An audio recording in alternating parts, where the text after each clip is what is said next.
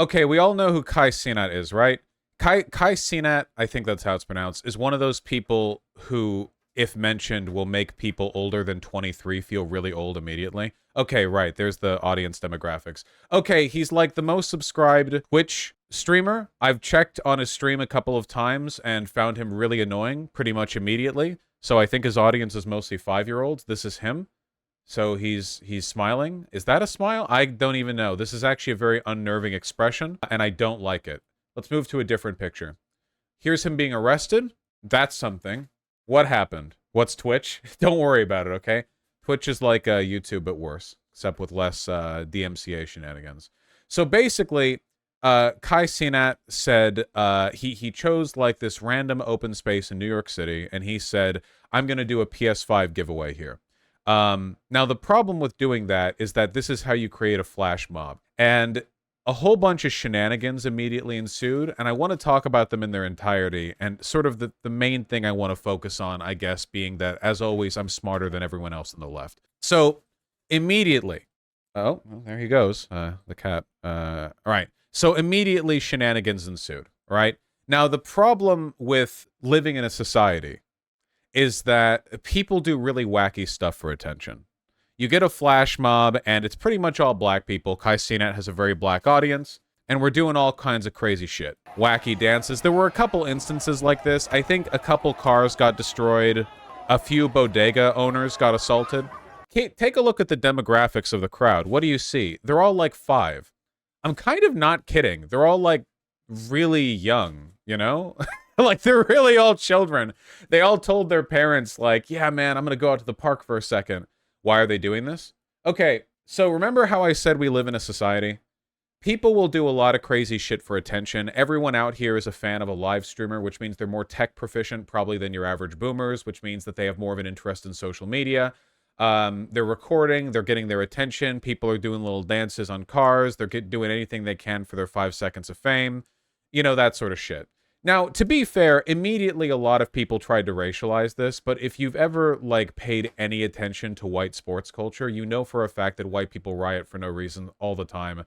It's not a race thing. I don't know why people try to make it a race thing. Like, well, I do know why, because conservatives want to racialize all of this to make it, you know, seem like black people are super duper extra mega violent. But apart from a couple of incidences, like the bodega attack and the cars or whatever, it's not really a big deal, okay? Yeah, soccer hooligans in Europe are a whole thing. I'm sorry, Ruben's like zooming around so fast. He's really, really driving my attention. Doing big hops. It's not good, folks. You shouldn't do this. I don't think it's good to do that. You shouldn't do that. There are a few other noteworthy clips here, which describe sort of the chaos, the flash mob. But I want to skip to the part where the police show up. Now, the police showed up and immediately did what the New York City Police Department does best, which is escalate needlessly. So, the New York City Police Department, correctly identified that this was kind of like a little riot situation. It was, you know, a lot of people, big, you know, big crowd of people doing hooligan shit. So the police came in and did some police brutality. They love doing police brutality. It's their favorite thing to do. Many say they're the best in the world at it. Remember, this is the police department where they did like city-wide protests and refused to do their jobs because the mayor said they shouldn't choke people to death. That was the Eric Garner case, right? They choked Eric Garner to death for nothing. And then when the mayor was like, we shouldn't do that, that's not good, all the New York City Police Department was like, if you don't want us choking black men to death, fuck it, man. We're walking. Yeah. And they all like, yeah. And then crime went down. My impression of the short clips that I have seen while looking through this is that the police were, as they often are, giddy to inflict violence on people for little to no reason. I don't think there was a serious violent element to the crowd, you know? We're talking something about 7,000 people showed up. That is an insane number of people to congregate on a single space. And in spite of that, I mean, no deaths. It seems like the cops did most of the real damage, as is always the case. So that's great. They're doing their job. That's what they get billions of dollars for. The New York City Police Departments to show up, make things worse. Everyone in New York City knows this. It's well known. So great. Now, why talk about this then? Well, first of all, I wanted to talk about social alienation for a moment. I know, from a Vosh stream, that's crazy. What are you doing? It's like I have a construction team right behind me, except it's just Ruben, and Ruben is I'm glad he's having fun. Jesus. God almighty. Okay, sorry. So, a lot of people in chat, the moment I showed the clip of the kids jumping on the car, were like, well, why? Why do they do that, you know? And I want to talk about how the kids are not all right for a second. So, it's kind of difficult. Here, there was another crowd over here, you see. This one, Jake Lucky, the Twitter account, posted this saying Kai Cenat's going to get a big fine, which no, he's not for other people destroying this. At least I don't think he will. See, wacky behavior. You have to understand, like, the character to this behavior, right? I think that a racial analysis of it is completely lacking, like completely brain dead. It does the racial analysis doesn't really give you much, okay? I think an analysis involving age and loneliness does, though, all right? Because people are really cooped up right now. People are really lonely. You guys have probably noticed that socialization hasn't really recovered after COVID. Like, COVID lockdowns aren't a thing. Mask mandates aren't a thing. People can go out and do whatever they wanted to do. It's before the pandemic now. And for some reason, people still stay inside, you know? Social engagement has dropped significantly. Everything is worse. People are lonelier.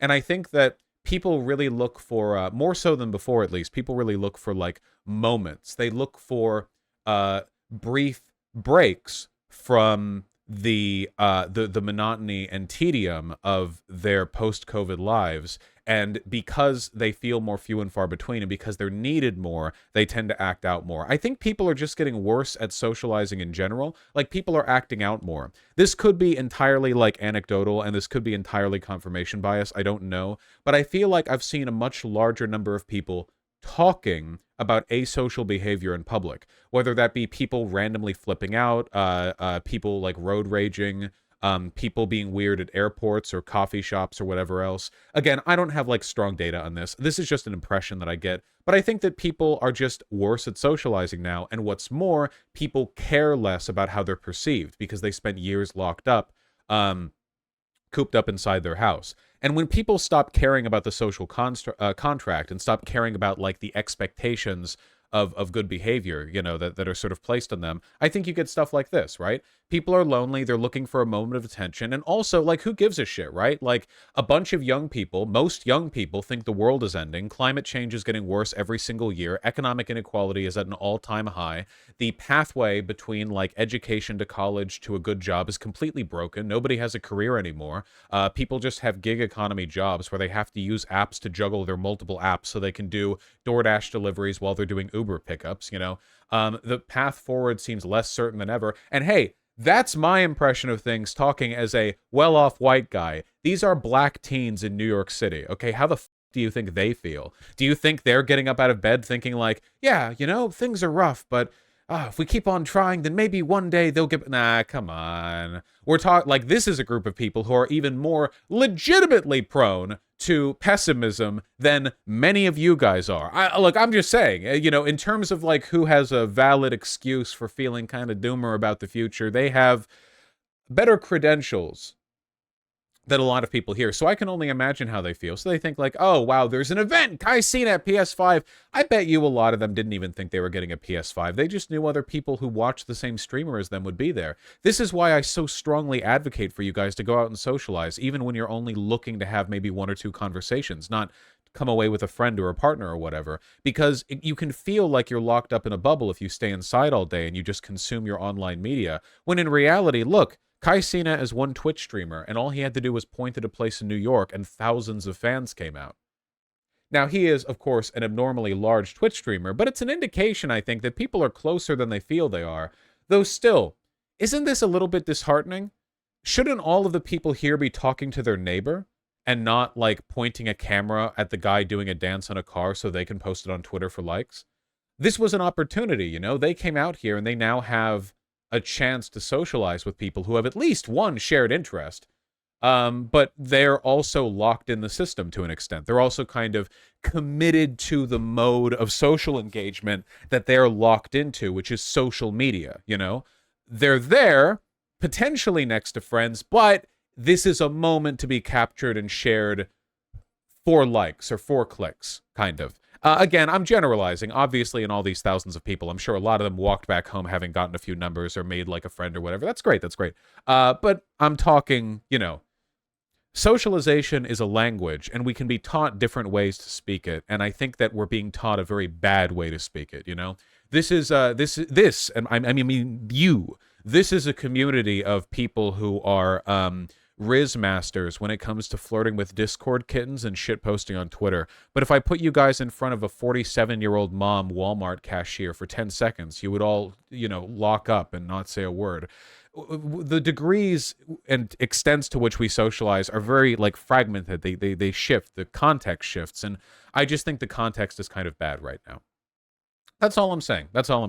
So Kai encouraged his fans to go crazy, though. I don't care. I don't care about Kai Cenat. I think that he's super annoying, and I don't care about him even slightly, okay? I think it's hilarious that people are acting like he's some kind of representative for black people. Like, they do this with every black person who gets big, which is like, oh, I will frame his success through racial politics. Like, he's an advocate. No, he just seems to be a guy who likes the money and attention, which, that's like all streamers, right? So it's, yeah. Also, yeah, Kai's the guy who covered up a rape, right? I don't like him. Yeah, I remember. We covered him before. Yeah, I don't like him. Sorry. Not a huge fan of the guy. But anyway, that's not the only thing that I've seen, okay? I just said, I don't like it when people frame him as, in that context. Here's a clip of Hassan. You're going to have to forgive me here, because we're going to drama bait just a moment. Riz is a Kai Cenat word. Look, okay, I didn't create society. I just live in it. This got a lot of backlash. I mean, this is a video shown on Keemstar's Drama Alert Twitter page, and it has 8 million views. Now, I want you to imagine for a second, what could an internet leftist like Hassan say to attract a lot of really negative public attention? What if you could imagine something that somebody from our demographic would say to get negative attention, what would it be? My perspective, that's... I despise local media, dude. There you go. There is no better representation of how dog water local media is, and how much they exacerbate narratives that you see on Fox News. What role they play in the boomer reactionary pipeline. Local media talking about $3 worth of Doritos there was a bank run or some shit. The problem, Hassan then showed Philly being destroyed by white people after the Super Bowl. I think it's fair to point out that a racial framing of this Kai Cenat thing is totally unjustified. However, the broader context there, I believe, is that there were some bodega owners, like these old immigrant dudes or whatever, who were assaulted or had shit stolen from them. And, okay, remember the Black Lives Matter protests? Remember how there were riots? I was very consistent on this. What I said was, okay, you can say that the rioting and looting and arson are bad. You can say that. That's totally okay. Just accept that point, and then don't let the don't let the right run away with that framing, because nothing makes somebody look more out of touch, especially as an online leftist, then you have this immigrant bodega owner or whatever getting swarmed by a bunch of teenagers who swarm past him or hit him or fucking steal stuff, and you're like, that was only a little bit of stuff. Why the local media is such fascist collaborationism when they pretend that this is a big deal. I don't think people understand, or at least people on the online left don't seem to understand how bad it feels to be a resident in this area and then just have thousands of teenagers everything up out of nowhere for no reason. And then a bunch of lefties, because the people doing the fucking up are black. Let's be clear here. If it was a bunch of white teenagers, there would not be leftists. There would not be Hassan playing defense or arguing that the media is being overly critical of the behavior. Let's be real here, okay? People like Hassan are overly defensive because they know that a racialized narrative is being fermented against them. And for that reason, in their over-defensiveness, they play into the racists' hands by making lefties seem like they are completely blind to these kinds of issues. They'll pretend that it's not a problem. You know what I mean? And I think that actually is a serious issue, because then you're playing into the right-wing narrative that like we're just we're so like blinded by the sauce that we're completely unwilling to do anything as obvious and say that it's bad when a bunch of like teenagers run in and like fuck up a bodega for no reason because they want a PS5, you know? I think you can say that really, hey, is it bad that Kai Cenat's fans did this? Yeah. Is it bad that Kai Cenat did it? Yeah. Okay. But then like challenge the racial narrative. With the Black Lives Matter rioting, looting, and arson, you can go like, oh yeah, those things are bad. However, like there's tens of millions of protesters not doing this, and you can't let the presence of something that will always be present in mass protests delegitimize the broader argument. That's cowardly. Simple as that, right? I was never one of those people to go like, well, arson's kind of based actually, except for that one time it was the police department. I don't know about that one. That one looked all right. That one was okay, I think. That was, you know, I wouldn't say that about like Walgreens or whatever, but you know, the police department one looked kind of. So the comments to this were about what you would expect, with a bunch of people saying like Hassan is a super ultra wealthy West Hollywood privileged lefty who would never let black teenagers swarm his house, but are okay with them swarming a bodega owner, blah, blah. I think you kind of set yourself up for criticisms like that when you respond in that way, if you understand what I mean. So that wasn't the only weird take that I saw. I saw this, which is another, I guess, this is what I call kind of like Chaz leftism, where it's you have whatever type of like leftist brain rot makes you think that a bunch of Seattle hippies taking over a block for a week means that revolution is nigh. Dude, if one Twitch streamer can basically foment a rebellion against the New York City Police Department, maybe this revolution stuff will be easier than any of us thought. Nearly 5,000 by the time now, this is thousands more likes.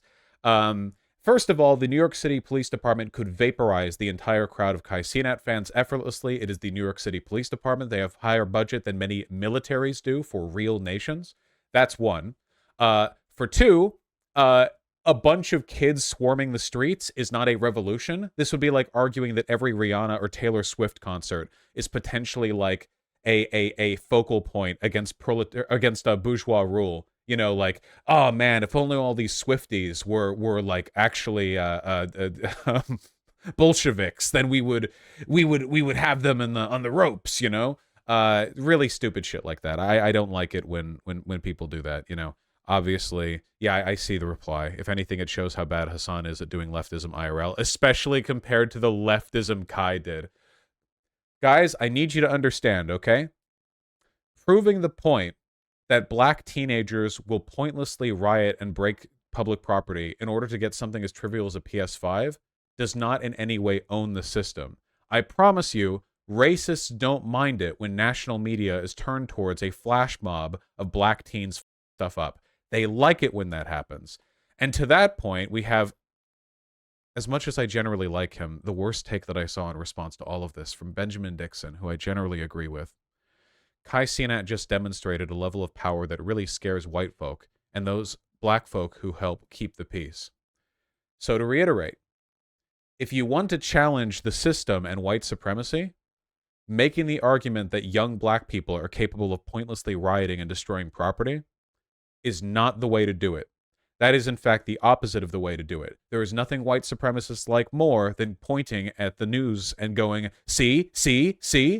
Like, you could not feed the right-wing narrative more. You're literally spoon-feeding it to them. You're, like, cooking a meal for them and feeding them. It's a feeder fetish. So, again, I normally agree with Benjamin Dixon, and maybe he had a different impression of this event than I do. But, yeah, that take was pretty bad. I like Schizo Abe's response. Just showed this to my racist father, and he became 10% more racist. Literally, though. Yeah, flash mobs aren't organizing. Crowds of teens being belligerent and destroying stuff is not leftism. The New York City Police Department was not victim to a fomented revolution.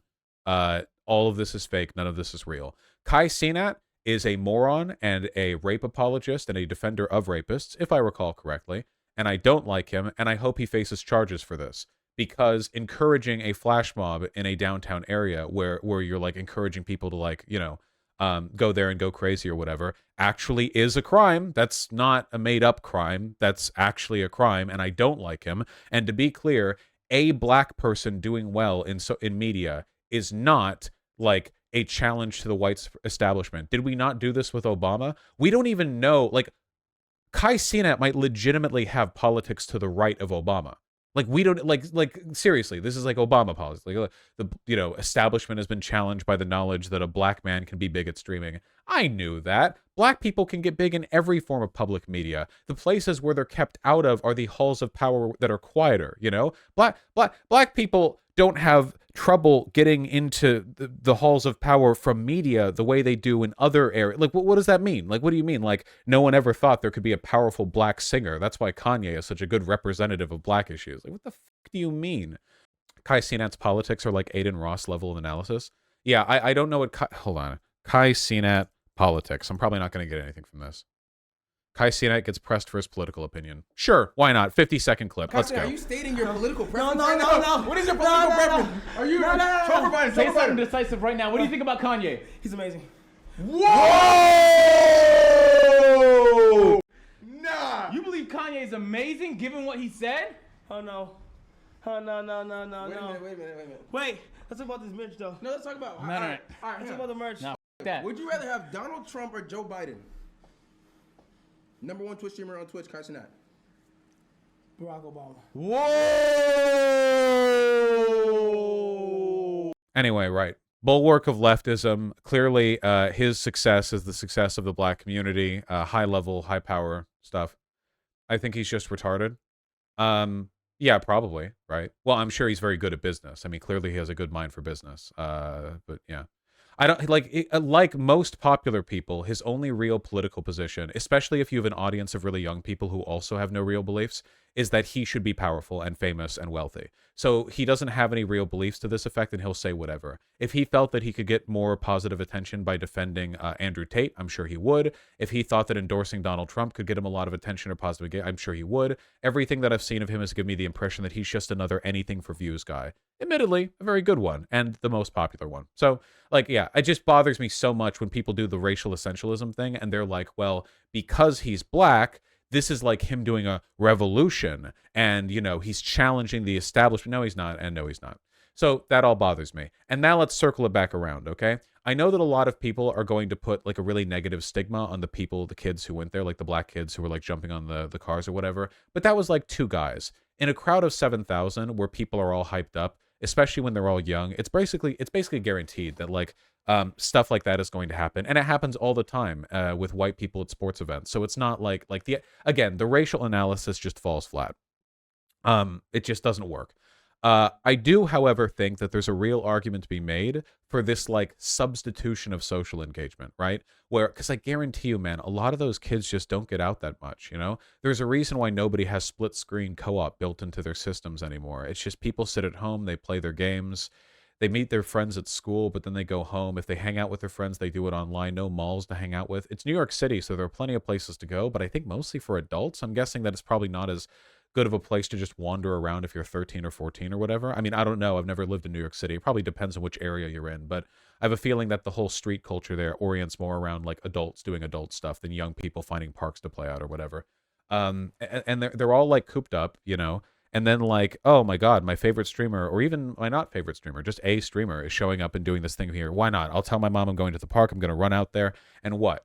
People get some crazy video footage, you know, but I really just think a lot of this stems from a kind of breaking down of the social contract, because in order for people to adhere to it, to behave well and to make friends and to feel happy, they have to be kind of socialized into it and conditioned into it. It has to be something they work with. It's a constructive process. So yeah, I think that stuff like this is only going to grow more common. I think the world is just going to grow more fragmented and isolated and incomprehensible with time. You will be driving downtown so that you can get your errands done, and the streets will be clogged all of a sudden with some flash mob, or there will be banners and posters hanging from buildings and freeway overpasses that are just meaningless to you. People arguing for political causes or celebrating some musician or this, that, the other that you have no connection to at all, and you don't know what's going on. But they only happen in a flash, just a beat